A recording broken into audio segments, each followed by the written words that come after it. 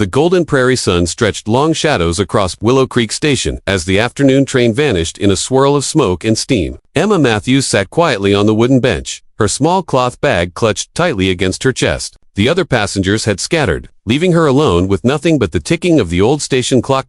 Just 3 days ago, she had buried her grandmother, her last living family. 2 days ago, an eviction notice had arrived, leaving her with nowhere to call home. And 1 day ago, she had packed the few belongings she could carry and bought a one-way ticket to Willow Creek. Frontier town whispered about in a faded newspaper advertisement promising work. Now, sitting in the quiet station, Emma wondered if she had made a terrible mistake. The paper was months old, and her prospects uncertain. She had only $2.17 to her name. Her dress was simple, patched, and worn. And at 23, her life had been shaped by caring for her ailing grandmother. Her skills were limited to cooking, cleaning, and basic nursing. The teaching position she longed for might already be gone. The station agent, a balding man with spectacles perched on his nose, glanced at her as he prepared to close for the evening. Double quotes, miss. We'll be locking up soon. Do you have somewhere to go? He asked gently. Emma swallowed hard. Yes, of course. I'm just waiting for someone, she lied, forcing a smile. He nodded, but Emma could see the doubt in his eyes. Outside the station windows, the small town stretched along a single main street. Shops were closing, townsfolk were heading home to dinner, and families. Emma had neither. As the minutes passed and the sun slipped lower in the sky, doubt gnawed at her courage. She would have to leave soon.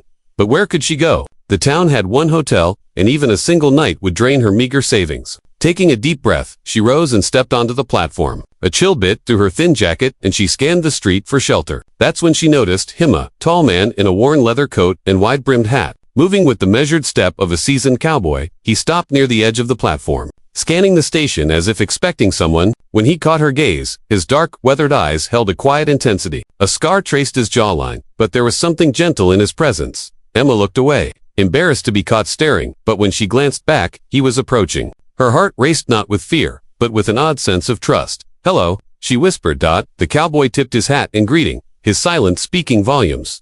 I was hoping, Emma faltered. I came for a teaching position I saw advertised, but I fear I may be too late. Recognition flickered across his face. Slowly, he reached into his coat and handed her a folded newspaper clipping. With trembling fingers, Emma unfolded it. It was the same ad. At the bottom, handwritten in neat script, it read, "Position unfilled as of October 1875. This is current," she asked, hope rising. He nodded once. "Do you know where I might inquire?" she asked. He pointed silently down the street, holding up 7 fingers. Emma nodded, then glanced at the darkening sky. "I suppose it's too late today. I should find somewhere to stay for the night," she said. The cowboy hesitated, then extended a hand. Emma stared, unsure, but with night falling and nowhere else to turn, she took it. "My name is Emma Matthews," she said softly. He wrote quickly on a notepad. "Nathan Reed, town blacksmith. My sister runs boarding house. Safe place for you." Relief washed over her. "Thank you, Mr. Reed," she whispered. He led her down the street, carrying her small bag, despite her protests. Along the way, he silently pointed out landmarks: the general store, the sheriff's office, the church, without a word.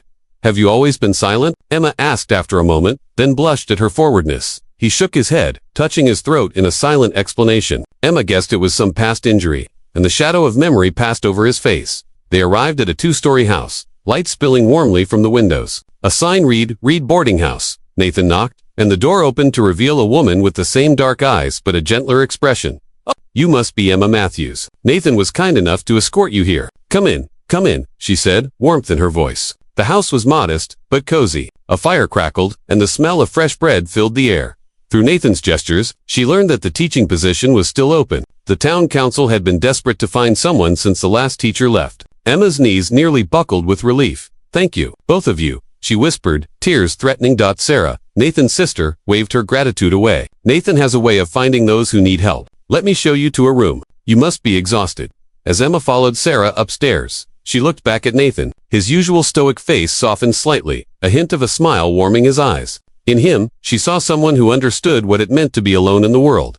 6 months later, spring had bloomed across the prairie. Emma stood outside her schoolhouse, watching her students play. Her teaching role had exceeded her hopes, and the town had embraced her. In the distance, she could hear the rhythmic clang of Nathan's hammer at the forge. Though he still spoke little, they had built a silent language of gestures, notes, and understanding. Twice a week, he escorted her home from school. On Sundays, they walked together to church. Emma had arrived in Willow Creek with no family, no money, and nowhere to go. And yet, a silent cowboy had reached out his hand, and in that simple act, she had found a way to begin again. This story is brought to you by Whispers of Kindness.